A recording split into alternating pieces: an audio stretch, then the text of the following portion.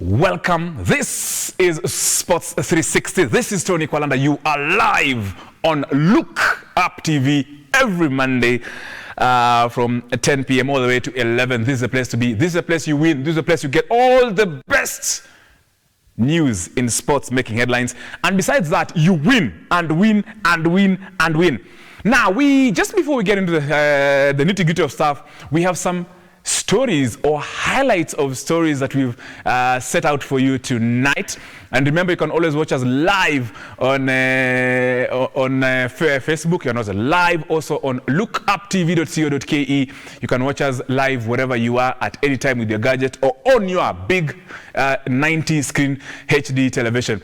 But first of all, these are some of the stories that we have lined up for you tonight. We should be able to see those pictures as we speak right now, inafaa zikuje tuzione. But of course, we lined up, we'll be telling you why Spider-Man was at the Monaco GP. We'll also tell you why Neymar, after winning with PSG, also went to Formula One. I'll also tell you why Gianni Infantino met his counterpart in Formula One over the weekend during the Monaco GP. I'll also tell you why and what is happening in Germany, because we understand Tuchel might be leaving Bayern. And also, we Chelsea fans, we are still very mad and we don't even care that Pochettino has already signed. Of course, these and other stories, we have lined up them for you. And also tonight, I have the president of the World Kickboxing Federation Kenyan chapter himself. I have never seen him with those very beautiful shoes since I met him in my entire life. But finally, the young man has seen light.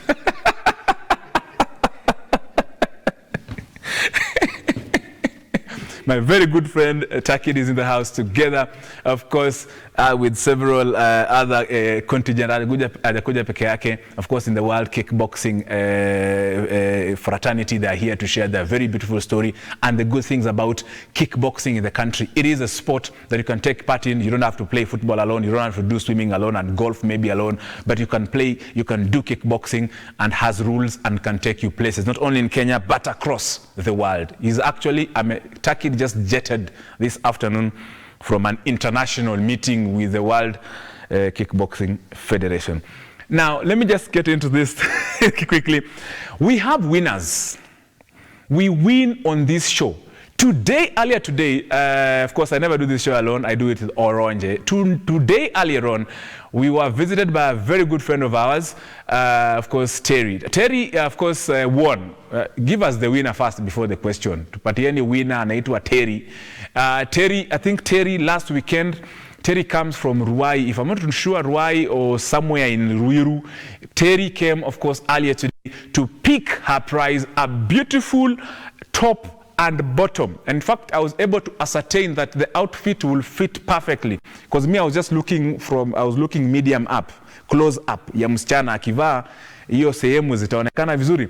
But of course, the outfit was 6,500 Kenya shillings, and she has actually taken it home. I think the sister to Terry, the one will be wearing that, because Terry tulimuona yeye ni petite, so hiyo nguo ilikuwa inataka mtu kidogo amekula kama Takid and the entire contingent.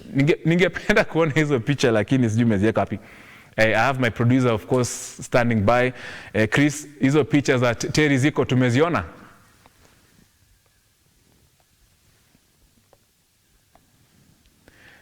All right, I'm waiting for this. I needed the pictures. Anyway, we have the question, of course, for you to win on this particular day. And the question is very simple, and where you need to call us. Please call us, because I'm being told our lines are open, they are working, and they're ready to receive your call. So I know most of you are just ready to press the dialing button after seeing that particular question. And asking you this very on this particular show and win outfits. Niko na ya blue hapa, nataka mshinde hii outfit. It's worth 6,000. Actually, imepanda bei sababu dollar imepanda, so it's 7,000 Kenya shillings from 6,500. So we're asking this simple question: who in this picture, who is this goalkeeper? That question should come on air as we speak right now. Yes, we're asking you, this goalkeeper is who? ama who is this goalkeeper, depending on whether you went to GCSE ama ulienda kwa polling station kama mimi. So we ask you this simple question, please text us, call us, tweet us. But the most important thing is, please call us, and when you call us, give us the answer, tell us where you're watching this particular show from, and you stand a chance. Who is that goalkeeper? Very simple. Very simple.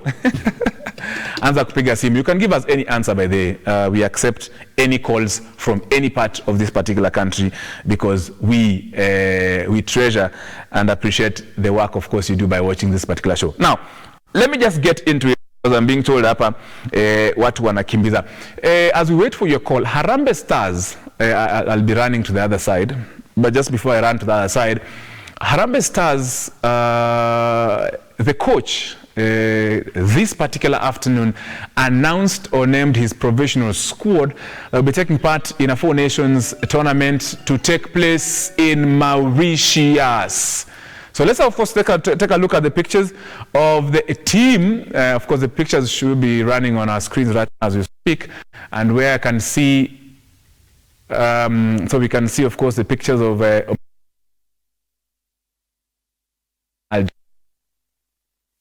country here. I'm being told we have a caller.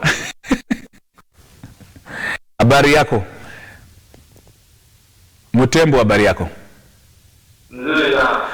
Unapiga simu kutoka wapi?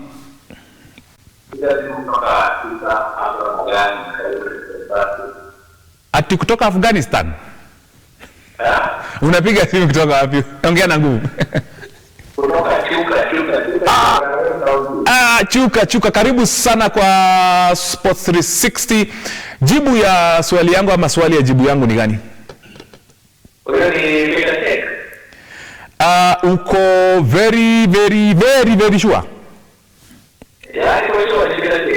100% sure? Niko na swali kadhaa before tukuambie kama umeshinda ama hujashinda. Nataka kuuliza swali, uniambie, I want you to tell me whether it's true or false. Sawa? Maria Sharapova is a retired tennis player. True or false? False. Sasa unajua hapo ndo umeanguka mtihani.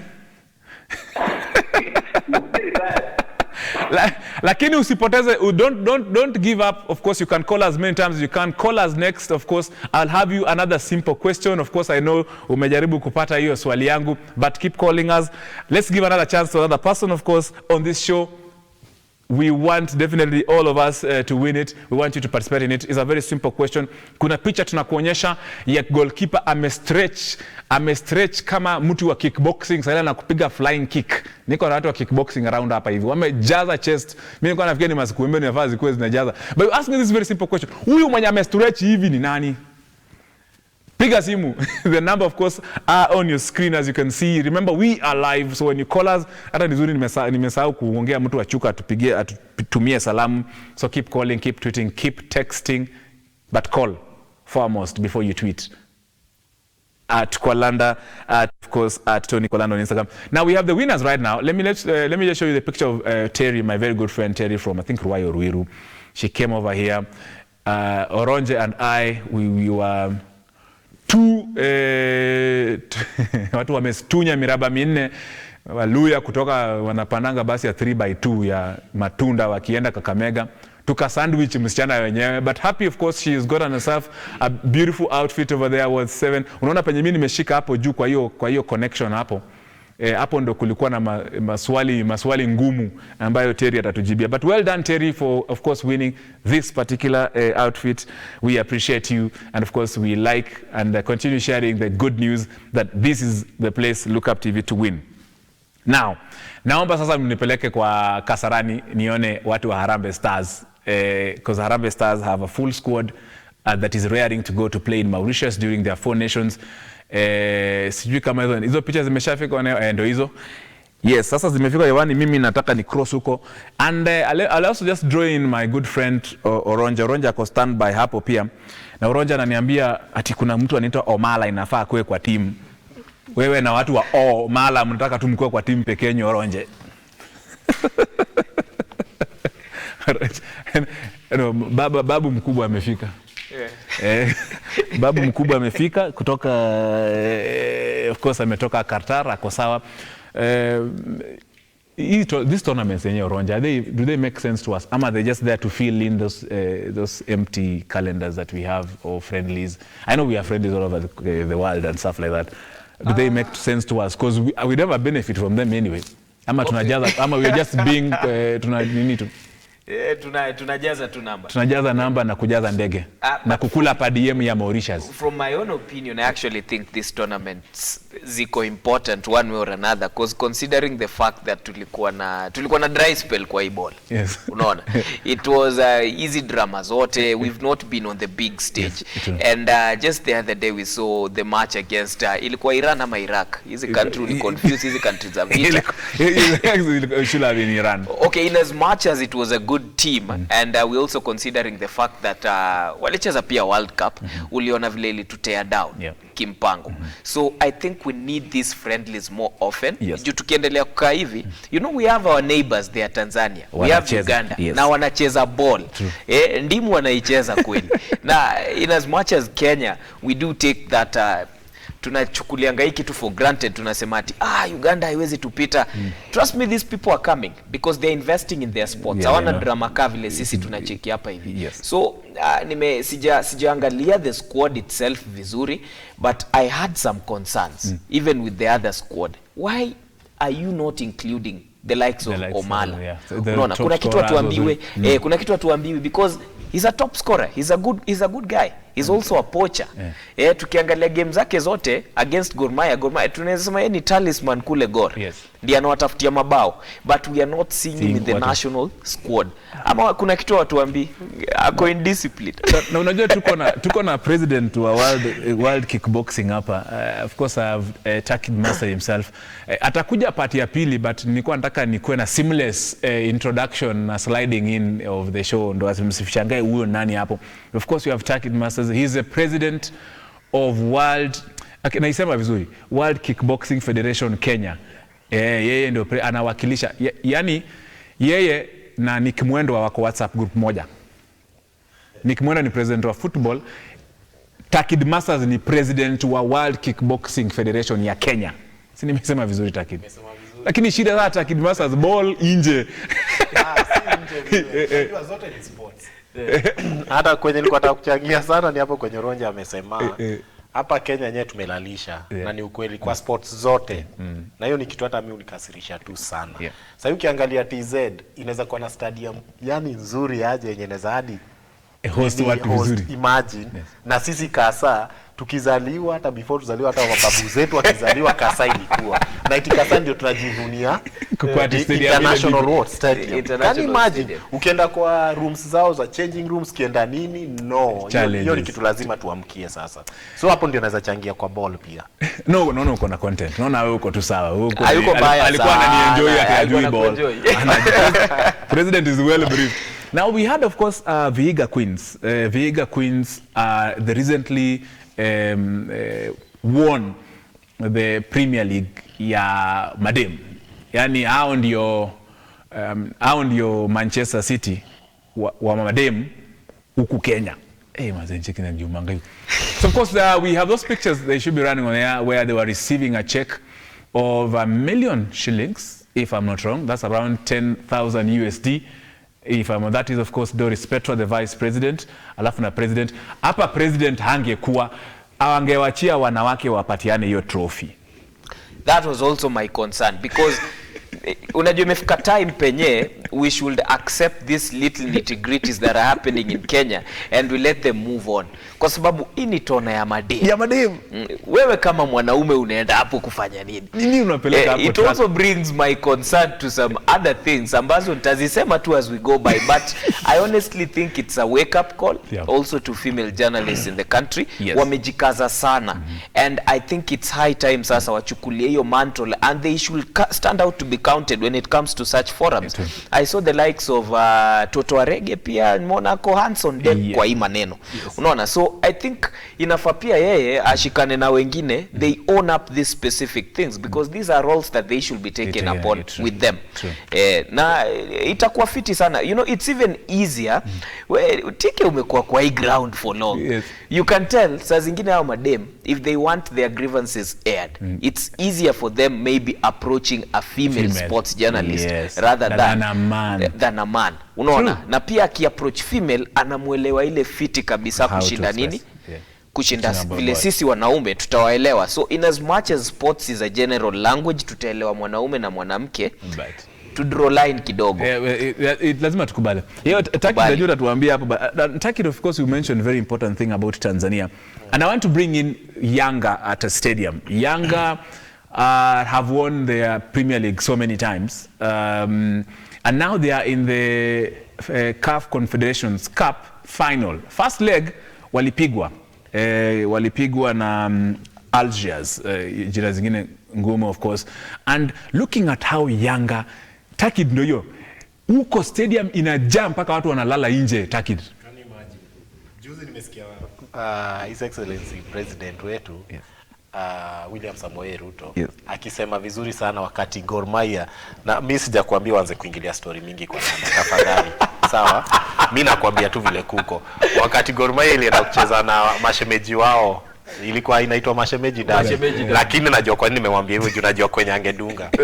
So wakati alienda pale kwa stadium yeye mwenyewe ilikuwa Nyayo, akasema vizuri, ndio pia ujue nafuatilia sports zote, si eti nini iliongenuza kuhusu Chelsea na nini, hizo sitambui sana. So alisema vizuri, ata make sure nimeongea na nani, nimeongea na CS sababu vile hii stadium itakuwa inajaa. Itajaa na njia gani? Itajaa only if tunaweza jenga ma stadiums mob kwa kila county. Ndio kuwe na saa zile kuna game. Juzi nimeona after story ikitokea ya wenye walichaguliwa kaki na Churchill nini, maseleb walichaguliwa kwa talanta whatever. Niliona kuna watu walitokea saiza Busia wakituonyesha stadium nyingine, ukiangalia hivi unashindwa ini wapi, ni jela ama ni stadium, unaona? Na watu wanacheza na talanta inalipa. Na saizi tunataka tusaidie na pesa za kutoka nje. Hizi pesa zinatoka wapi? Ni tax kutoka kwa kina Messi, akina Cristiano, akina nani, ndio zinakuja zinasaidia pia hizi nchi za Afrika. So kama Kenya inaweza invest, pia tutakuwa sawa economy. Tusiangalie tu. So ndio tujaze stadium vile Yanga imejaza hivyo. Ukiangalia vizuri wasanii wetu wanaenda kuimba, watu wanaenda kwa clubs. Uwezi wapata wameenda kututumbuiza kwa field. Na ukiangalia huko nje, Diamond akona Simba, alafu Harmonize ndio Yanga. Hebu angalia. So hata sifike wakati itakuja kwa hiyo ndio ikuwe hivyo, lazima tu streamline sports nini. Na labda maybe just to bring just to conquer with what Takida anasema hapa hivi. Kuna Hashi Said Ali, the president huyo wa Yanga. There is one thing that he brought about akichukua hii club, that was around 2020. You see, in Yanga kuna vitu zenye watu wa get why this club is striving sana na inawika kule TZ. This is their 29th title, I think. And kuna vitu mbili zenye aliformulate pale, and I think they are working for them.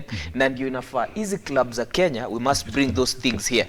Number one, 47% of the club belongs to stakeholders, investors. Na 51 ina belong to the fans. Unaona? Hiyo ni kitu fiti alifanya. Na nilikuwa naangalia closely about also the team. Then I got to find out that ni $5 for a member, and there is also $10 for a life member. So ukiangalia, the club is owned by the people. What if you give these specific people the club? Ndio maana unaona wase ujitokeza for long.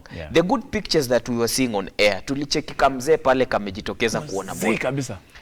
Wewe unaweza sema kitu kama hii inafanyika hapa Nyayo Stadium. Tulikuwa na mashemeji vile amesema hapa juzi. But aungecheki paka ile wazee wametoka president aje. Nyinyi pia mkitaka uwanja ijae, watu wa Gor, mimi sijasema watu wa Gor, mwache maneno ya kutupa nini, msifanye ile maneno. But now you see, the club belongs to the people. So make them feel like we own this specific club. That's true. You know, it's another, simple. Actually, it's another. That would be another whole story about now clubs owning. Because sasa ukiambia mtu wa Meru ati ana own club inaitwa Tusker, inamchanganya. Inamchanganya. Ukiambia yeye anajua Tusker yenye anajua ni gani. That's true. Yeah. Kweli. Ukiambia mtu club kama ati Ulinzi ioniwe na mtu kutoka Turukana, anashangaa what do you mean Ulinzi na Turukana ndakwanga na babandi. Sasa unamchanganya kichwa. What you're saying, that's a whole topic. That's very true. Wacha tuendelea na history. History ni ndefu sana. But also yesterday, you see yesterday Diamond League, there was a Diamond League in Morocco, Rabat. Forgive me, mimi naongea Kiluya tu Rabat. But ukiona kwa CV yangu mimi niko na Queen's language. In Rabat, of course, we had winners. My very good friend Mora alishinda Diamond League. Muluya kutoka Western, Emmanuel Wanyonyi alishine. And our very, very own, my very good friend, very close friend of mine, Omanyala pia, alikimbiza wa Marekani, lakini Omanyala anacheza mind games. Alimaliza number 3 akitaka tu kuona venye hawa jamaa anakimbiaga.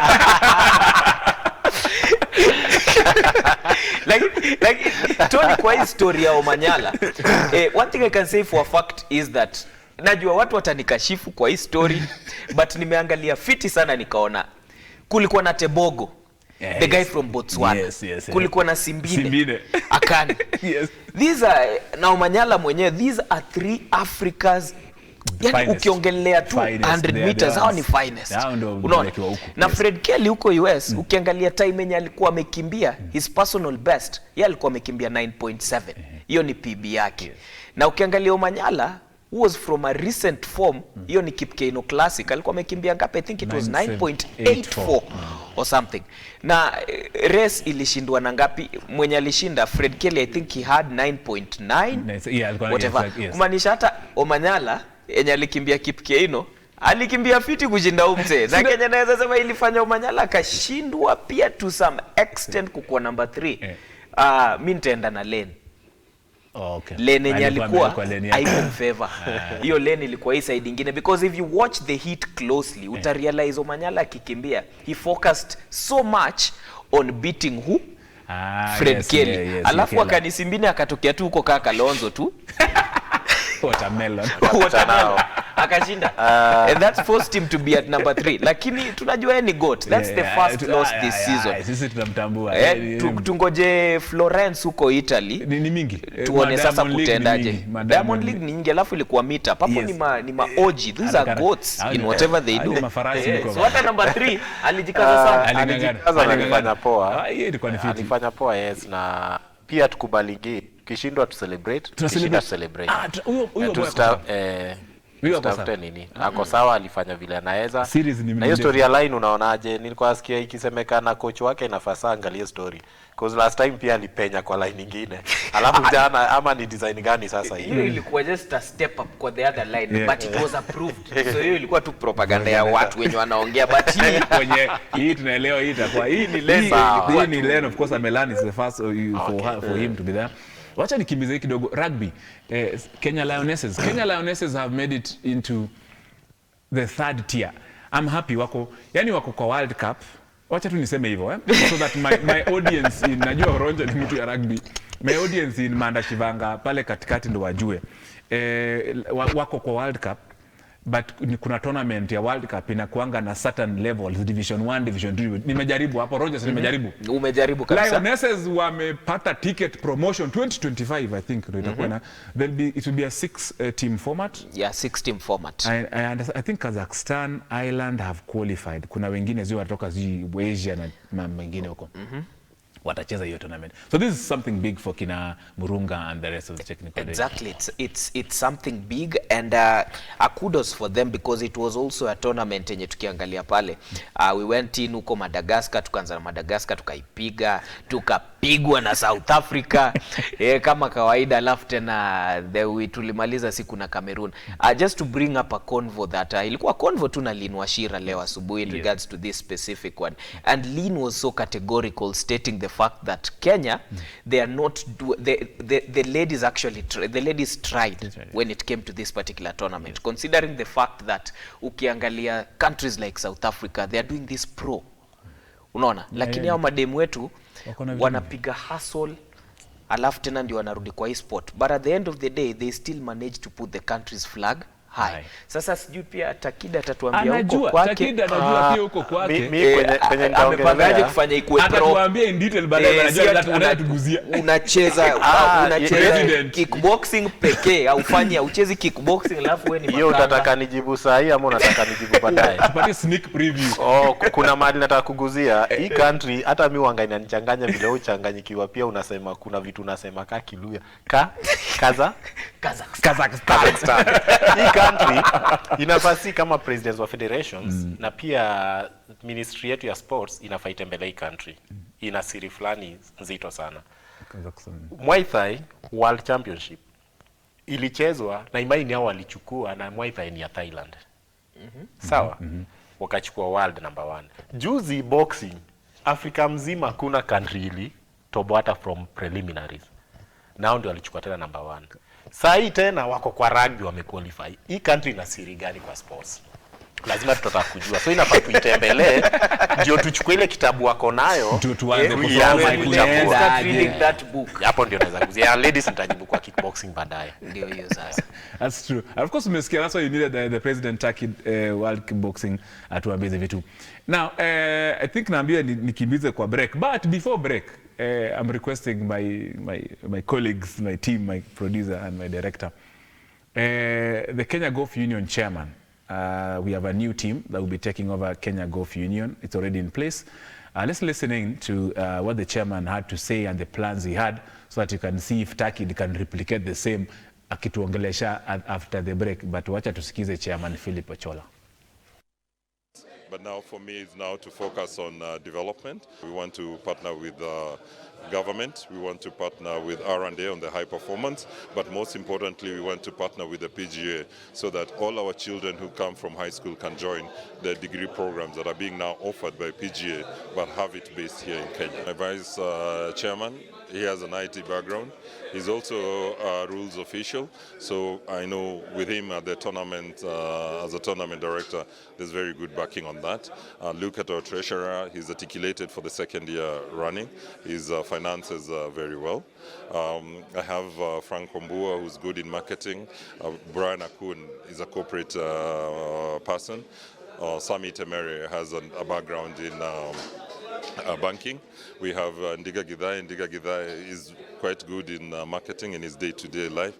And then we also have Marucha. Marucha is quite a corporate guy, and I appreciate all these diverse backgrounds. That means that Kenya Golf Union will grow to a higher height than it has never been before. I believe in working together with partners, and here I mean working with different golfing entities and persons. So we just need to build a very strong interpersonal relationship with our corporate, and also work together with their service providers to be able to entice them, show them the value of investing in golf as a sport. We have projects that are running. We need to get golf in schools. We've already started that. We need to get the curriculum running. We need to get Kasarani running. We need to get Lenana High Performance Center running. Those are ongoing, so we just have to embark on them immediately. We want to see our children not go to South Africa for getting their degrees in PGL. Let them qualify here. Let's cut the cost that parents are using. Let them get bursaries here in Kenya, and then show the sponsors the value that they're getting by developing our young players. Now, honorary secretary, and his first assignment is to do a circular to golf clubs to identify those who are infirm, those who have disabilities, so that we see where to put them. Because remember, there's also Olympics for them, for those who have disability, those who are lame and all that. So our focus is not to leave them behind. They're very close to our hearts, and let them be assured that we'll be reaching out to them through their member clubs. That is the chairman, the new chairman of Kenya Golf Union, my very good friend Philip Ochola. We have Oronje, we have Mondi, and we have Ochi.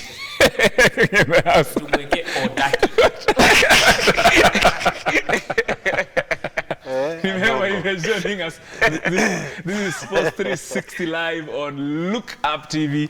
Every Monday we are live. We give you, you win, you call us, you win. You answer simple question, you win.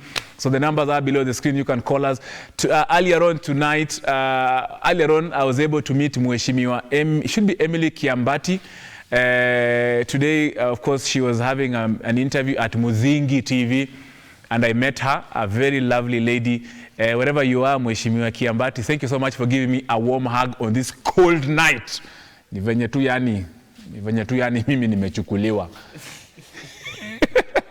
Otherwise, ningepita na mtu. We are going for a very short break, and when you come back, Otakid will be telling us what Kazakhstan and kickboxing and everything. Tunakutana after this for World Kickboxing Federation in a bit. Further.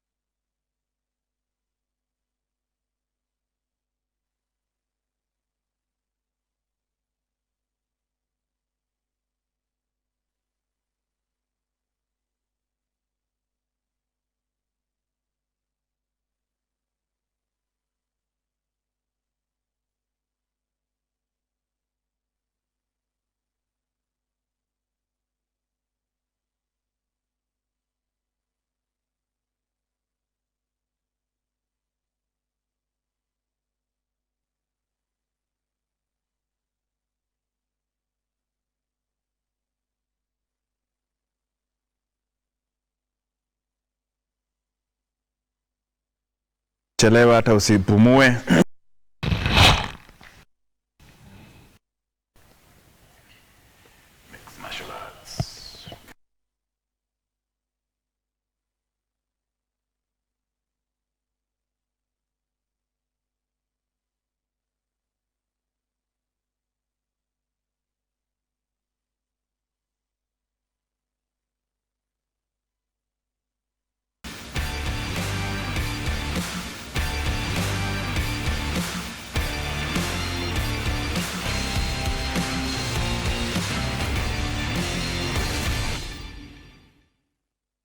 Welcome, this is live. This is Sports 360 on Lookup TV. Only on Lookup TV every Monday from 10 to 11. Hapa ndo tunaletaga vitu, hapa ndo show, hapa ndo unashika, hapa ndo unashinda, unashika, unashinda. 7,000 nimeshika kwa mikono. Terry alikuwa ananiambia ati sungenipatia yako do.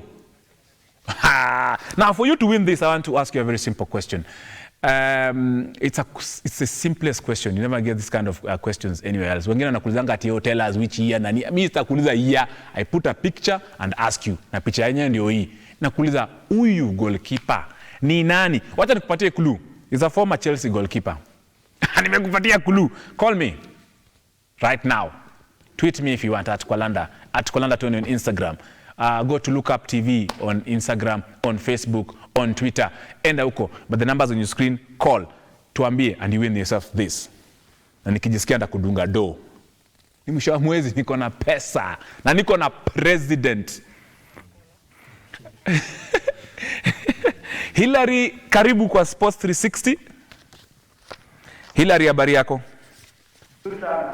Unapiga kutoka wapi ndugu yangu? Napiga kutoka Eldoret. Eldoret wanasema jibu ya hiyo swali ni gani? Jibu ya swali ama swali ya jibu yangu ni gani? Yaani pandemia natoka. Hapana, nasema si unajibu swali yangu? Hebu nipatie hiyo jibu.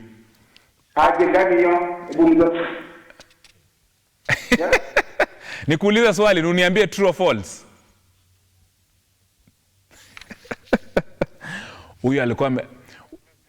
Huyu alikuwa amepigia mrembo wake na akaanguka tu namba 1 na ikakuja look up.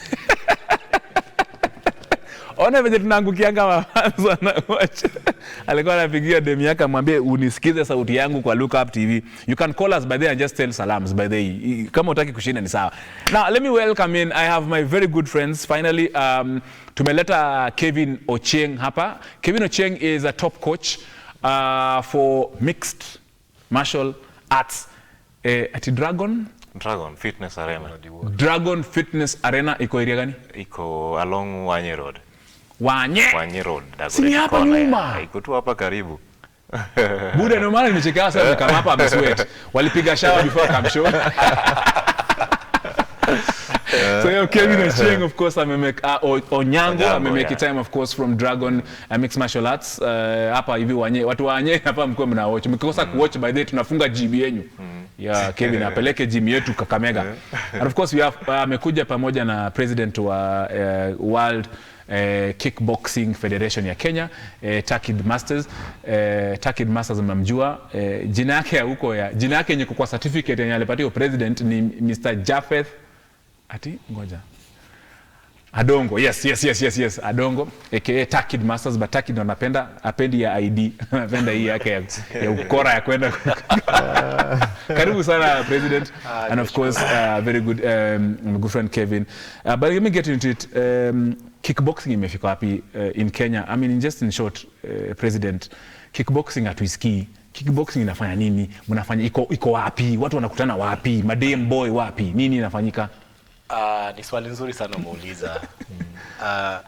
Na ni mara mob sana umekuwa ukiuliza na umekuwa ukichimba zaidi na mupenda vile uchimba.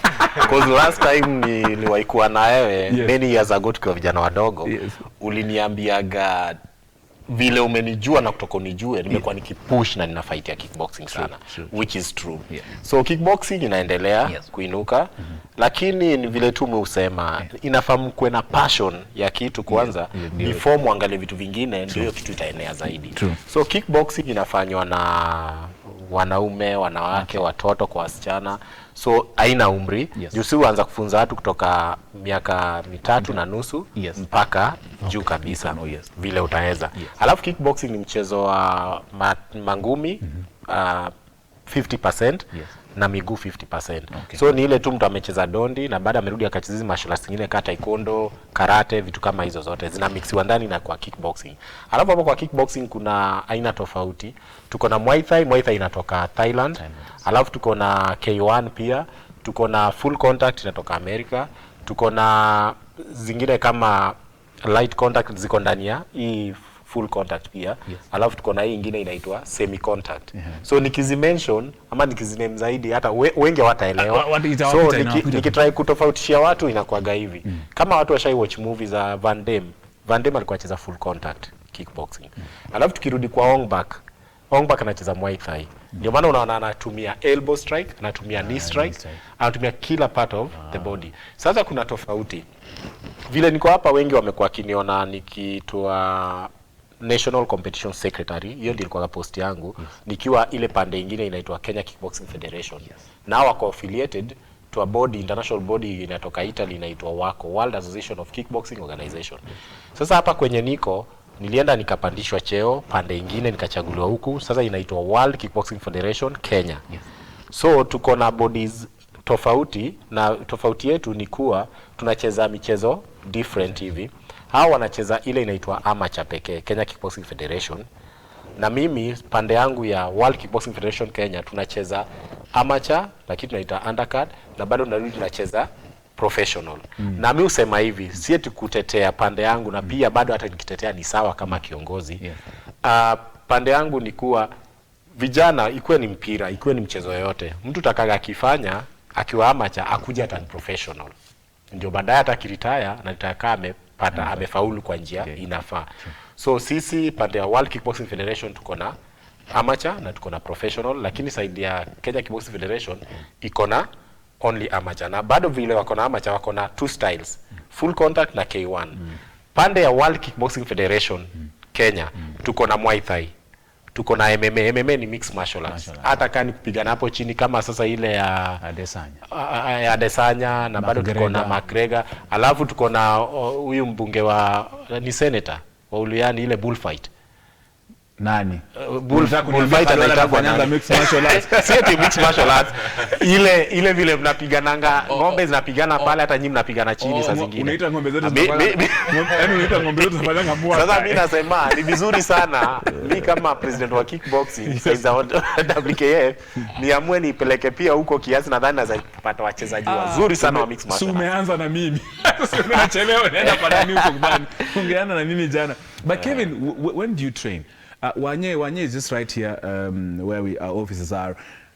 When do you train? Who do you train? How can they join? When can they come to the training? Because nataka watu wa Wanye, watu wa Lavington, sisi watu wa Lavington na watu wa Kawangware na watu wa Junction na Lavi tuende huko na Kilimani.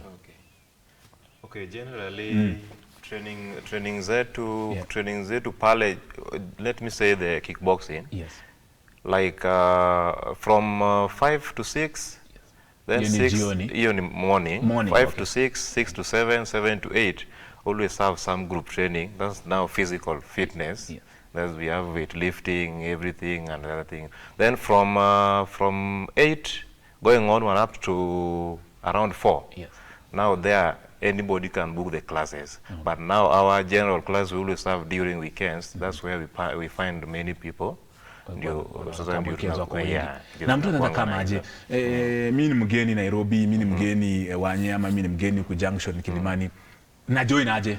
Takujaje kwa gym yako? Kwa gym yangu generally najua naweza panda 4C ama ni 4W. 4W. So most of the time tunapatikana social media. Yes. So my numbers are there. Bado tunatumia tu hiyo jina ya Dragon Fitness Arena. So most people wananipatanga pale. Okay. Yeah. So tuna connect, then we arrange on how we do our classes. Yeah. Okay. Keeping a teach karibu kwa show. Keeping a teach unajua kickboxing? Haujui? Ndio una watch TV ndio ujue. Wanakuongelesha kickboxing. Wewe unajua mchezo gani? Usiniambie kukula ugali na kuweka ugali kwa mdomo. Jibu swali basi. Aya, umesema nipita check. Nataka kuuliza maswali 5 na ukipita yote nakupatia hii nguo. Uko tayari? Nataka uniambie true or false. Sawa? Manny Pacquiao is a politician in Uganda. True or false? Ni nini wewe? Swali ya pili ni Mike Tyson is a weed farmer in Texas. True or false? True. Numejibu haraka. Rafael Nadal will play in the French Open tennis tournament. True or false? False. Ya mwisho. Gabriel Jesus was raised in informal settlements in Brazil known as favelas. True or false? True. Umesema unatoka wapi? Kericho. Kericho? Yes. Sasa Kericho, unaweza wewe ni mshindi wetu wa kwanza kwa hii show leo Kipngetich.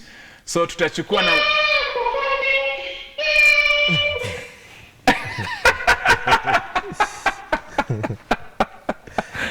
Hey man. Umesema Asante, wacha utaongelesha, utaambiwa namna utakuja kuchukua zawadi yako. Thank you Kipngetich from Kericho. Kericho ni watu wangu wanapenda show zangu. Thank you so much for watching. Congratulations, utaambia venye utashinda, wewe usitulipue manini karibu naongea nini hapa.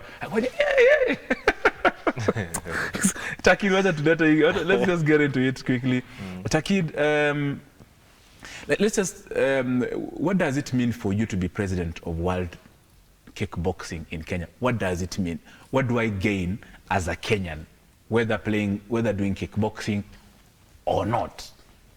Okay, this is a simple answer to me.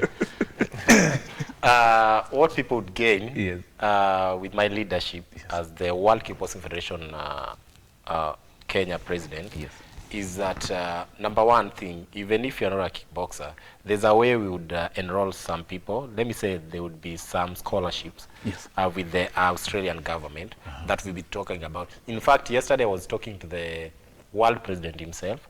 We talked about there will be a World Cup for ladies next year, and that will be in Australia. So he was talking to me about how I could connect with our football federation so that you would chip in knowing on how they would maybe go, camp there earlier enough and start training, because he's well known in their country, because he was a world champion for kickboxing also internationally. So such things we were talking about.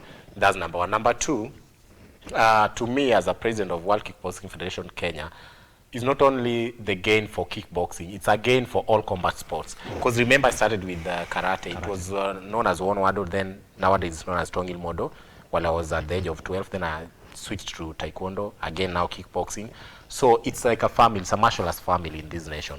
So to me, what I'm trying to do is to push on how all these federations of different kind of martial arts or combat sports would try and change their way of leading. Because let me tell you, I've been a fighter for long. I've been a national fighter for taekwondo team. Then I know the pain that all these fighters go through. So what I would like to say is that a fighter should gain, and he should even make a way on how he could even put food on the table for the family. Because most of these fighters, I heard you talking about the Lioness. Kenya, rugby team, you see, some of them still go to Gikomba to sell something. Some of them are mama bogas, you see. So I would like to have a team that would lead this combat sports fraternity on how, after training, there's something they're gaining from. After any championship, there's something they're gaining from. So that's my only way to chip in and to make sure that at least I've brought in a different way of leadership in all combat sports. Then not only combat sports, I always feel pain. It's always deeper for sure. Even the way Harambee Stars sometimes back went and slept on an airport floor. All these things. So me, I always talk about sports in general. That's what I always do. Then another thing, I always go, since I was elected as the president, I do go to the grounds. In fact, me, I don't only lead in the office. I go on the ground, then I see. So like now I've visited Dragon already.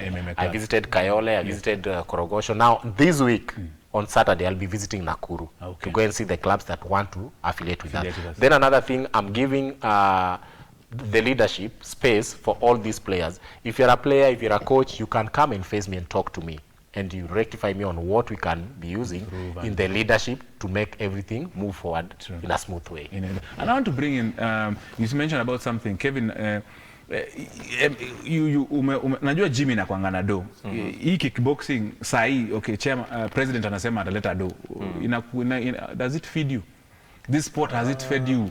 I know you've done a lot of, you know, whatever, karate, yote. Kickboxing inakaa, itakuwapatia ugali bana. Hii mwili hii kujengwa na pillow paki yake bana. Okay, generally, what I can say, kickboxing is just, okay, let me just say it's an employment tayari. Okay, if you start doing something like a kickboxing, like me now, there are many places where I do personal training. Where I train people kickboxing. So generally, at some point, not even at some point, let me just say it has employed me. I do train very many people around this this area. Yeah, even in my gym, I train people kickboxing. Yeah, so it has just employed me. So doing, let me just say, if you are doing kickboxing, just take it as a passion. Yeah. No, my producer anasema tufanye demonstration, but wewe umeona uzito ya jamaa akikanyaga hapa chini bana, we will be lifted up tomorrow. But of course we'll do a demonstration a bit later because najua time pia imekimbia na president ulikuwa I think have like 4 or 5 minutes before the show ends. President, you said you're moving around, of course, all those clubs in the country to see if they can affiliate to create a solid, najua unatafuta na solid foundation that you can even take to the world boxing, wajue wenyewe uko na watu nyuma yako, isikuwe tu wewe peke yako. How can now these federations access you? Like watakupata uko social media, uko na ofisi, usikuwa unatembea na briefcase ofisi kama ofisi zingine zenye hatuwezi taja hapa because tuko na marafiki huko. Hata tulikatazwa na CS alituambia vizuri hataki hizi federations za briefcase. Hataki hivyo. So sisi hatuko hivyo. Na sasa ndio niko na miezi 4 kwa ofisi na try kupush on nione vile itakuwa. So kutupata kama ni kwa YouTube unatupata kwa World Kickboxing Federation Kenya YouTube. World Kickboxing Federation Kenya, hiyo ni YouTube. Alafu kwa Facebook tunapatikana kwa World Kickboxing Federation Kenya Official. Facebook World Kickboxing Federation Kenya Official. Then pia ukitaka kunipata pia bado kujua zaidi unaweza kuja kwa Takid Master Kenya. Takid Master Kenya YouTube pia utanipata, na hapo pia utapata namba zangu ziko pale. So tuko kwa hizo kwa saizi. Na after miezi kadhaa pia utapata tutakuwa kwa platforms mingi. Hata utakuwa unatupata kwa Lookup TV pia, unatusearch pale unatupata tu hapo ndani. Tukiendeleza kila kitu na mambo itakuwa poa kwa Landa. And of course na Dragon MMA Club iko kwa social media, mnapatikana aje? Siku hizi watu wanafanya vitu social media. Hata in fact kickboxing inafaa unawekea watu tu mahali TV unasema inua mkono juu, wanainua mkono juu wakiwa kwa marumi yao. Juu sasa wataki kuenda waanye, pengine mvua inanyesha, inakuwa ngumu. Unakupata aje kwa social wapi? Okay, pia kwa social media. Like kwa Instagram na watanipata na hiyo jina Dragon Fitness Arena. TikTok Dragon Fitness Arena, YouTube still the same Dragon Fitness Arena. And all my numbers is in all those platforms. And of course you do consultation, you can assist them, and you can even plan a personalized one or a public one. Na, President umesema utapatia Lookup TV kazi ya kukua official TV partner wa World Kickboxing Federation Kenya. Jitoe kwa hii shida saa hii. Jitoe ama nikuje nilete hii kitu karibu. Niko sawa, tuko sawa kusukuma kwa njia yote. Juu mimi najua vizuri platform na kwa partners kwa vitu ni rahisi, cause kama saa hizi nilikuwa nimesahau kusema tarehe 24 hii June ni next month. June tarehe 24 tuko na seminar kubwa itakuwa national, ambapo tungeomba pia Lookup TV pia ikuje pale at least cover story ijue ni aje. So vitu kama hivyo vyote pia tunaweza taka tuendeleshe pamoja. Haina shida. Because media is power. That is it. Of course we will make sure hiyo inafanyika kabisa. Uliona huyo goalkeeper? Nilimuona, lakini nilimuona kwa mbali. Ndio Kevo niambie ni kipa mgani? Wewe si wa football. Watu wa vita wanakuaga hivyo. Watu wengi wa vita wa ball. Netball. Nilikuwa nimependa volleyball sana. Okay. Takid hapo najua pia uko nje. Watu wa combat sports wengi wapata kwa bola. I don't know the reason. Sawa, hako kwa gym. Wanapata kwa athletics na vitu zingine. Ukinuza kuhusu sprinters, marathoners nitakujibu hizo vitu. Exactly, you're right. Very true indeed.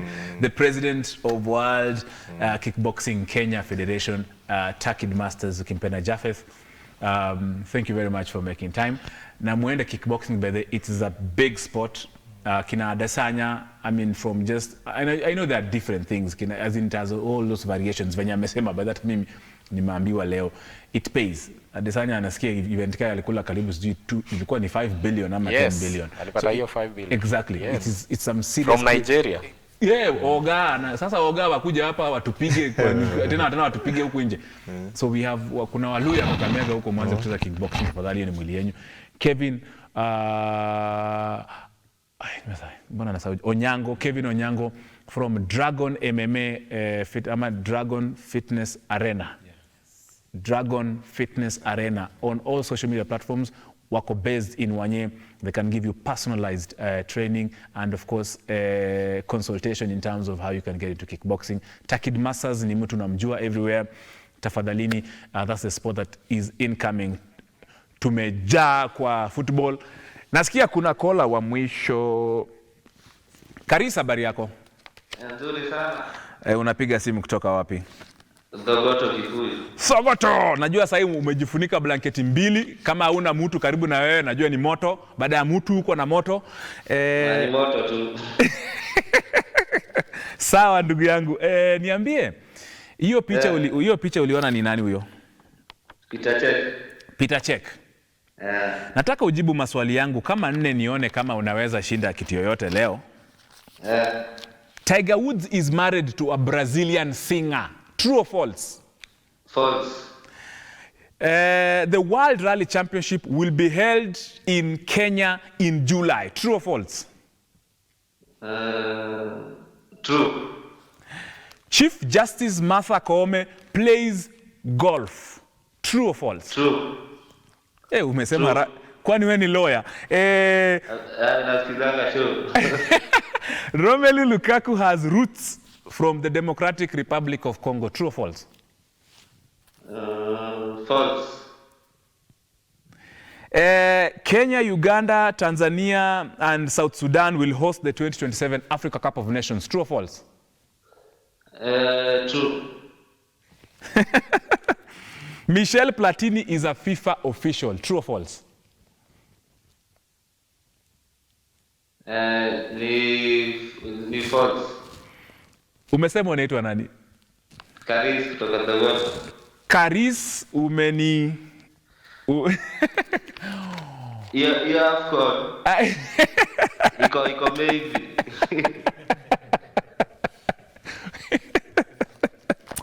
Karis sasa Karis di umeng'ang'ana na unajua umeanguka maswali mbili. Nimejaribu. Nitakupatia hoodie. Yeah. Sababu umejaribu. Thank you. Thank you so much, Karis. And of course, thank you everyone for watching this show. Thank you to the entire team that we have here at Look Up TV Gallery, my producer and my directors, the floor managers here, wote sijajua majina yote, kuna majina imenitoka. Forgive me, ni vitu mingi ziko hapa kwa kichwa. But the entire management and of course the entire Look Up fraternity, and also to our guests and the World Kickboxing Federation in the country, we appreciate you. God bless. Take care. See you next Monday.